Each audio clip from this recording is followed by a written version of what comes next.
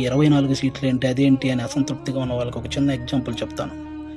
Mahindra Singh Dhoni cricketer మీ అందరికీ తెలుసు. ఆయన వచ్చిన కొత్తలో స్టార్టింగ్లో డక్అవుట్ అయ్యాడు. ఆ తర్వాత మంచి మంచి షాట్లు కొట్టి ఒక 24 పరుగులు చేశాడు. ఇతనిలో గేమ్ ఉంది అని అందరికీ తెలిసేలా చేశాడు. ఆ తర్వాత గేమ్ చేంజర్ అయ్యాడు. ఆ తర్వాత గేమ్ విన్నర్ అయ్యాడు. ఫైనల్గా క్రికెట్నే శాసించాడు. మన నాయకుడు కూడా అంతే.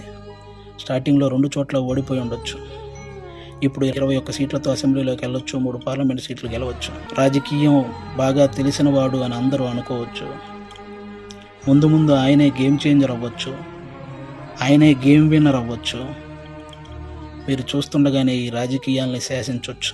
కాబట్టి ఎప్పుడు ఎవరిని తక్కువగా, అంత ఈజీగా ఒక పార్టీ నడిపే అధ్యక్షుడు ఎంత ఆలోచించుంటే ఇవన్నీ చేస్తుంటాడని గుర్తుపెట్టుకొని మాట్లాడాలని మనస్ఫూర్తిగా కోరుకుంటున్నాను.